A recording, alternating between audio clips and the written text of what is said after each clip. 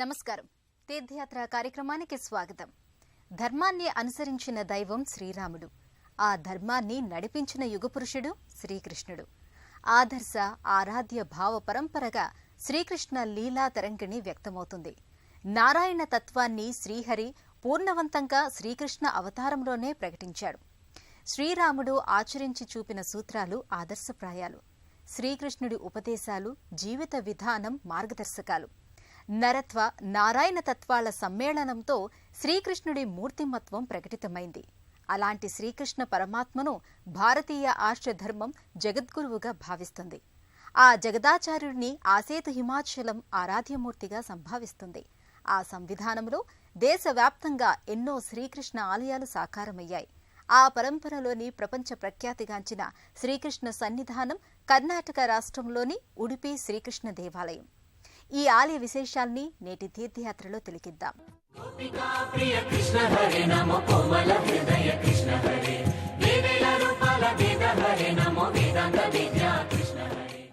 అందరి హృదయాల్ని తన వైపు ఆకర్షిస్తూ వారికి చిత్తశాంతిని, మానసిక ఆహ్లాదాన్ని ప్రసాదించే దివ్యస్వరూపుడు శ్రీకృష్ణుడు. అలాంటి కృష్ణ పరమాత్మ బాలకృష్ణుడిగా భవ్యమోహనంగా కొలువుదీరిన క్షేత్రం ఉడిపి. శ్రీమధ్యాచార్య మూల సంస్థాన ఆధ్వర్యంలో ద్వైత సాంప్రదాయ రీత్యా ఈ క్షేత్రంలో నిత్యోత్సవాల నుంచి సంవత్సరోత్సవాల వరకు కొనసాగుతాయి. అరేబియా మహాసముద్రానికి అతి చేరువలో ఉన్న ఈ అద్భుత ఆలయానికి 1000 ఏళ్లు పైబడిన ఘనచరిత్ర ఉంది. సాక్షాత్తు రుక్మిణీదేవి ద్వాపర యుగంలో ఉడిపిలోని శ్రీకృష్ణ విగ్రహాకృతిని ఆరాధించిందని ప్రతీతి.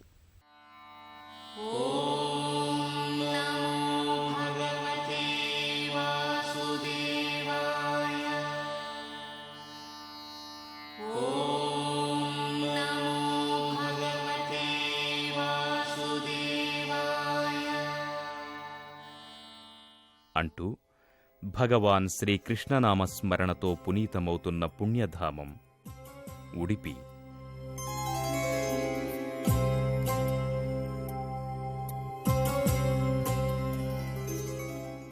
సుందర ప్రశాంత వాతావరణంలో బృందావనాన్ని తలపించే ఈ దివ్యక్షేత్రంలో సాక్షాత్తు శ్రీకృష్ణ భగవానుడు బాలకృష్ణుని రూపంలో భక్తులకు దర్శనమిస్తున్నారు.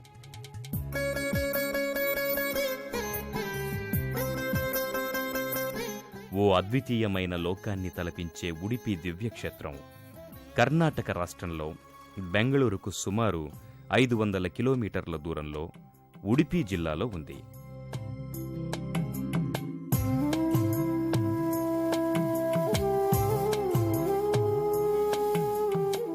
ఉడిపిలో ఉన్న బాలకృష్ణుని మందిరం ప్రపంచంలోనే అత్యంత సుందరమైన మందిరంగా శ్రీకృష్ణుని మందిరాలలో ప్రముఖమైందిగా విరాజిల్లుతోంది.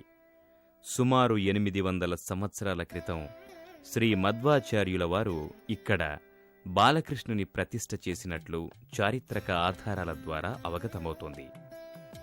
పురాణ మరియు చారిత్రక ప్రాశస్త్యం గల దివ్యాలయం ఒకప్పుడు మఠంగా విరాజిల్లేది. కాలక్రమంలో ఆ మఠమే శ్రీకృష్ణుని దివ్యాలయంగా భక్తులు కొలవడం జరుగుతోంది.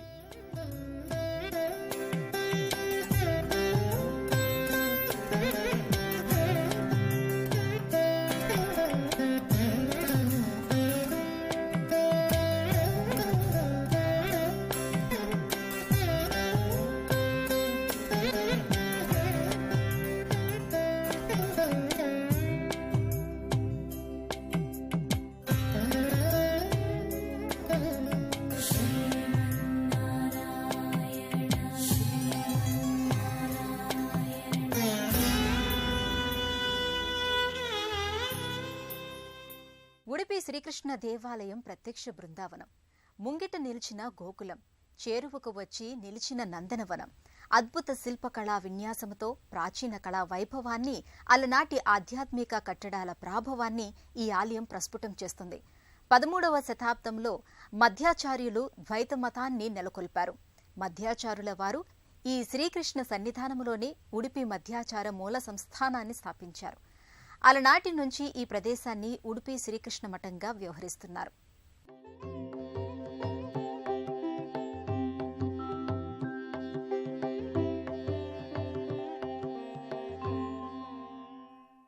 ప్రధానాలయ గోపురాన్ని దర్శించుకున్న భక్తులు అనంతరం ఓం నమో వాసుదేవాయ నమః అంటూ ముందుకి కదులుతారు. ఆలయ ముఖద్వారం పైన మఠాధిపతుల చిత్రాలు భక్తులకు దర్శనమిస్తాయి. ఆయా మఠాధిపతుల చిత్రాలను దర్శించుకున్న భక్తులు అనంతరం ప్రధానాలయంలోకి ప్రవేశిస్తారు. ప్రధానాలయంలో కుడిచేతి వైపు భాగంలో శ్రీమద్వా తీర్థం భక్తులకు దర్శనమిస్తుంది.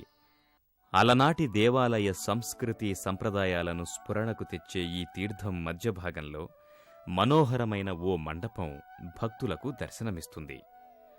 ఉత్సవాలు పండగలప్పుడు ఈ తీర్థంలో స్వామివారికి తెప్పోత్సవాన్ని నిర్వహిస్తుంటారు. ఈ తీర్థం మధ్యభాగంలో శ్రీ మధ్వాచార్యుల దివ్య ప్రతిమ ఒకటి భక్తులకు దర్శనమిస్తుంది. శ్రీ మధ్వా తీర్థాన్ని దర్శించుకున్న భక్తులు అనంతరం ఇదే ప్రాంగణంలో ఉన్న భగీరథుని దివ్య మందిరానికి చేరుకుంటారు. ఇక్కడ భక్తులకు భగీరథుని ఆశీస్సులందుతాయని విశ్వసిస్తారు. ఈ కారణంగానే భగీరథుని భక్తి శ్రద్ధలతో స్మరిస్తారు. ద్వైత సాంప్రదాయ రీత్యా 8 మఠాలు ఉన్నాయి. ప్రతి 2 ఏళ్లకొకసారి ఒక్కో మఠం ఉడిపి కృష్ణ ఆలయ పరిపాలన, నిర్వహణ బాధ్యతలను స్వీకరిస్తుంది. ఆ అధికార బదిలీ వేడుకను పర్యాయ వేడుక అంటారు.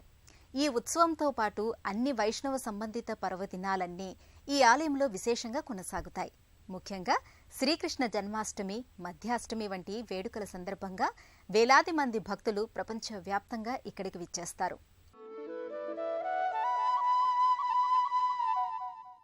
భగీరథుని దర్శించుకున్న భక్తులు అనంతరం ఆలయంలోకి ప్రవేశిస్తారు.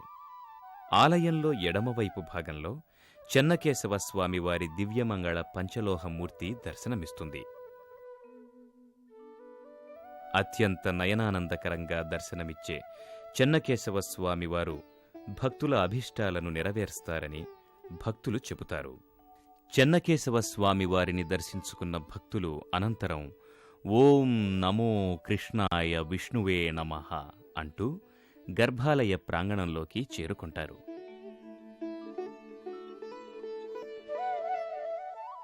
ఉడిపి శ్రీకృష్ణ ఆలయం ఎన్నో విశేషాల సమాహారం. ముద్దుగారే యశోద ముగ్ధమోహన తన్యుడైన ముకుంద మాధవుణ్ణి గర్భాలయంలో భక్తులు ప్రత్యక్షంగా దర్శించుకోవటం ఇక్కడ సాంప్రదాయం కాదు. గవాక్ష దర్శనం పేరిట ప్రధాన సింహద్వారానికి అమర్చిన 9 కిటికీల గుండా భక్తులు గర్భాలయంలో ఉన్న మురారి మంగళకర విగ్రహాన్ని దర్శించుకుని పులకాంకితులవుతారు. ఈ 9 కిటికీలు నవవిధ భక్తి మార్గాలకు, మానవ శరీర మనుగడకు కారణమైన నవరంధ్రాలకు, నవగ్రహాలకు సంకేతాలు.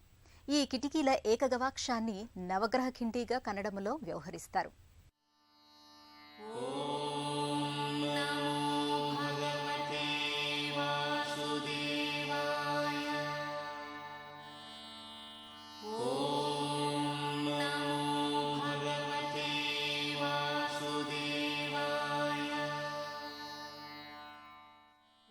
గర్భాలయ ప్రాంగణమంతా భక్తులను ఓ అద్వితీయమైన అనుభూతికి గురిచేస్తుంది.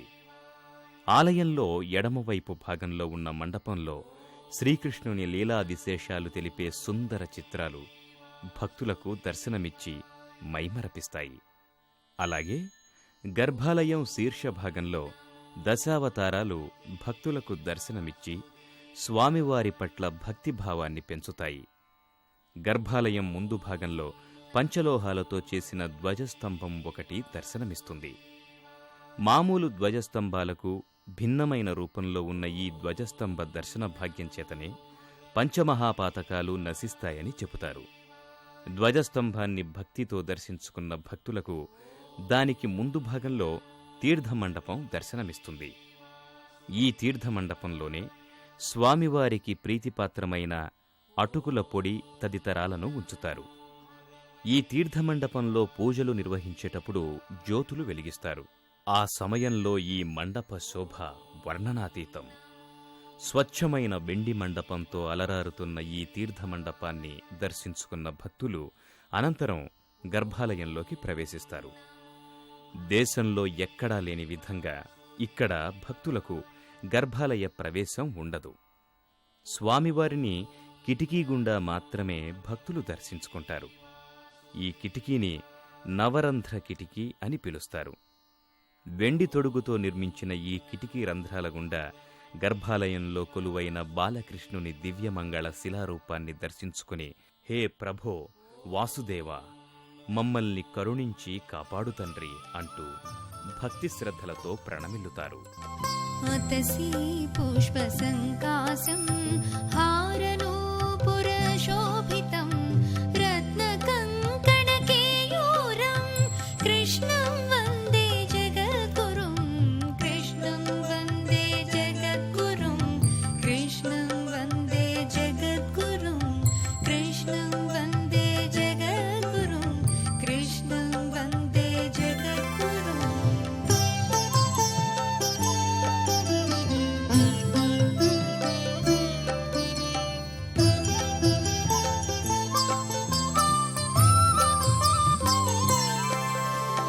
కుటిలానక సంయుక్తం పూర్ణచంద్రనిభాననం విలసత్కుండలధరం దేవం కృష్ణం వందే జగద్గురుం కృష్ణం వందే జగద్గురుం కృష్ణం వందే జగద్గురుం కృష్ణం వందే జగద్గురుం కృష్ణం వందే జగద్గురుం.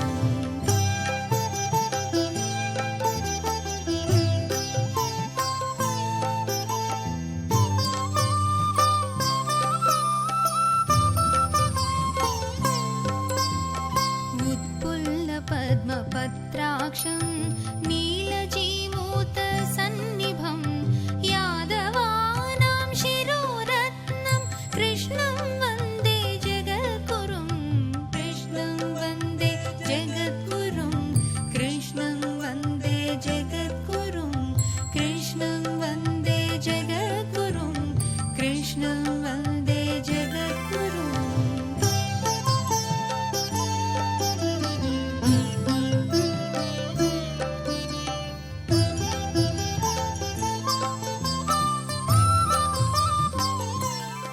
ఉడిపిలో శ్రీకృష్ణుడి మజ్జిగ కవ్వాన్ని త్రాడును చేతబూని చిన్న శిశువుగా చిన్మయ చిదానంద సమ్మోహనకరంగా భాసిల్లుతాడు. గర్భాలయములో స్వామి పశ్చిమాభిముఖముగా ప్రకటితమవుతాడు. భక్తులు గవాక్ష దర్శనం చేసుకోవటానికి కారణాలేమిటి? నవగ్రహ ఖేండి, కనకదాస ఖిండి అనే 2 రకాల గవాక్షాల ఏర్పాటులో ఆంతర్యం ఏంటి అనే అంశాలకు ఎన్నో నేపథ్యాంశాలు క్షేత్ర వైభవరీత్యా విస్తృత ప్రచారంలో ఉన్నాయి.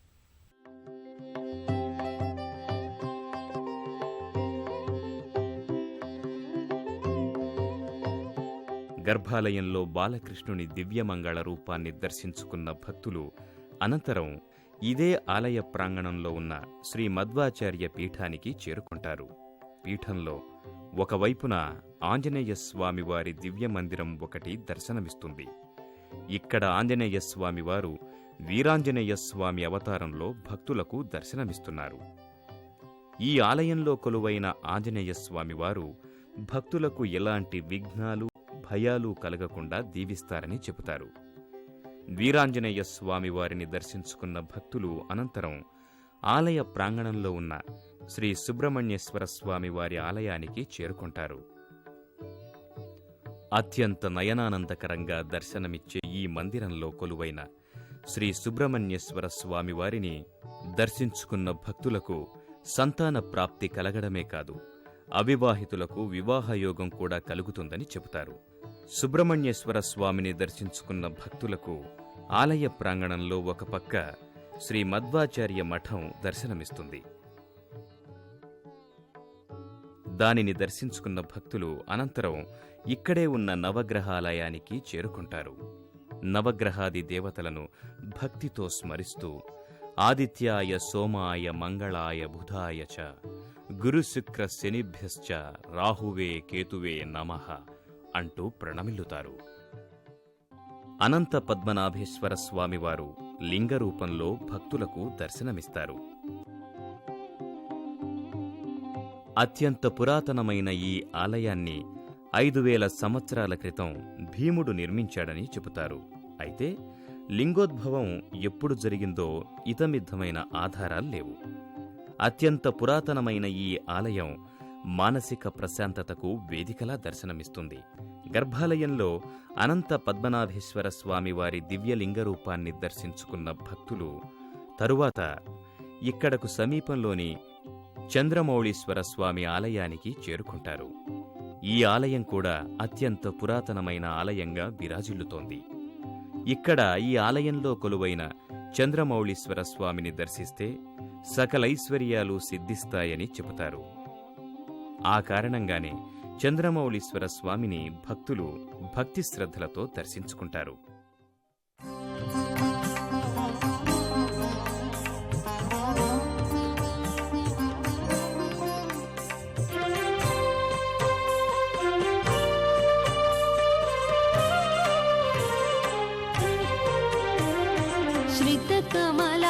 श्रितकमलाकुचमण्डल धृतकुण्डल एकलितललितवनमाला जय जय देव हरे जय जय देव हरे जय जय देव हरे जय जय देव हरे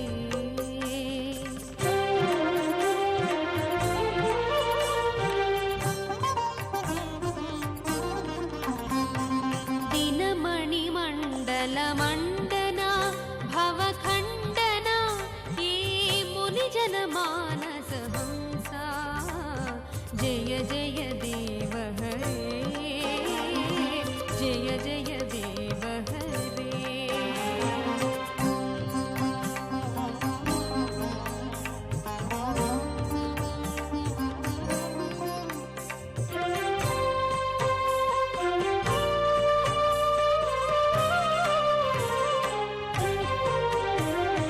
कालिय विषधर गञ्जना जनरञ्जना ये यदुकुल नलिन दिनेशा जय जय देव हरे ఉడిపి శ్రీకృష్ణ స్వామికి ప్రతి సంవత్సరం రథోత్సవ వేడుక రమ్యానంద శోభితంగా జరుగుతుంది.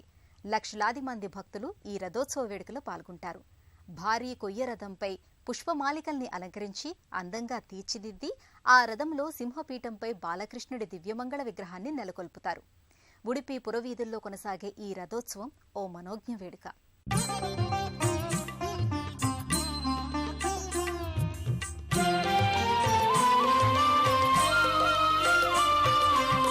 चन्दन चर्चित नीलकळेबर पीतवसनवनमाली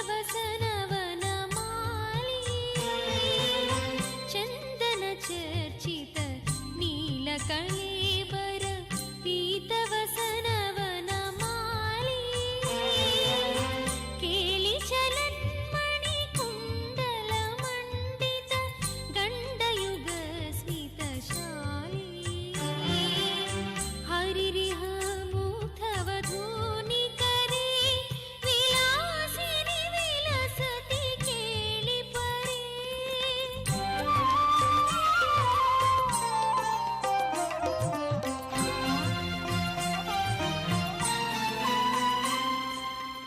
అణువణువు శ్రీకృష్ణుని లీలా విశేషాలు స్ఫురణకు తెచ్చే ఉడిపి దివ్యక్షేత్రాన్ని చేరుకోవడానికి దేశంలోని అన్ని ప్రధాన కేంద్రాల నుంచి బస్సులు, రైళ్లు అందుబాటులో ఉన్నాయి.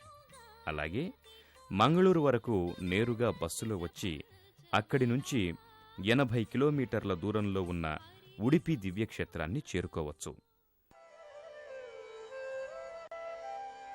परित्राणाय साधूनां विनाशाय च दुष्कृतां धर्मसंस्थापनार्थाय सम्भवामि युगे युगे सम्भवामि युगे युगे శ్రీకృష్ణుడు మనోజ్ఞ మనోహర రసజ్ఞమూర్తి, స్ఫూర్తి ప్రదాత. ఎవరు ఏ విధంగా అతన్ను ఆశ్రయిస్తారో వారిని ఆ విధంగా తాను అనుగ్రహిస్తానని గీతాచార్యుడిగా పరమాత్మ పేర్కొన్నాడు. శ్రీకృష్ణుడి లాంటి పాత్ర ప్రపంచ సాహిత్యంలో మరెక్కడా లేదు. కర్మాచరణకు, కార్యప్రణాళికకు కృష్ణుడు పట్టం కట్టాడు. అందుకే కృష్ణుణ్ణి యుగాలు మారినా యుగపురుషుడిగా, ఆదర్శ మూర్తిమత్వ పెన్నిదిగా నేటికీ ఆరాధిస్తున్నాం. అలాంటి కృష్ణ భగవానుడు నందగోపాలుడిగా ఉడిపిలో ప్రకటితమై మనల్ని మురిపించాడు. ఆ స్వామికి నమస్సులు తెలియజేస్తూ కృష్ణం వందే జగద్గురు.